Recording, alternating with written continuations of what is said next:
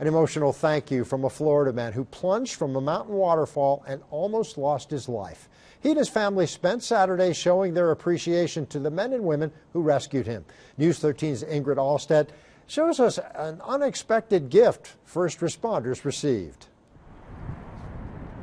When volunteer firefighters save lives, they don't expect anything in return. The rescue is a gift in its own. But traveling from Florida, Paul Cleaver needed to say this in person. Thank you. You're welcome.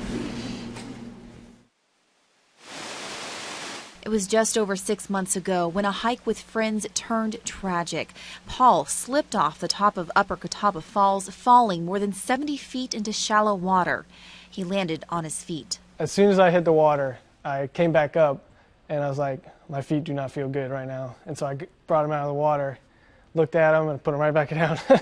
He was left with 2 shattered heels and broken feet. All the metatarsals were broken and were kind of off to the side. Randy Vess was the first firefighter to reach the young man. My first thought was he'll never walk again. It took hours to carry Paul out of the woods. Paramedic Jordan Harrell was by his side. And you were the attending paramedic. Thank you for everything. It's just nice to look them in the eye and know that they were there that day and that they cared for my son when I couldn't care for him. Just try to make them know that I'm going to be there for him. I ain't going to leave him or anything, and try to be his friend. The day Paul was rescued, crews didn't have the proper equipment, forced to borrow some from a neighboring county. But with help from donations from friends and family, Paul offers a gift.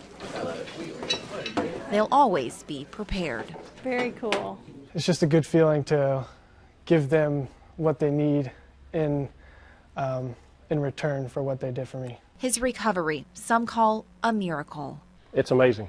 It's amazing to see him today. This former runner is getting back on track. I'm able to walk and very lightly jog. Just another step in his recovery that started with strangers he now calls his friends. In McDowell County, Ingrid Alstead, News 13.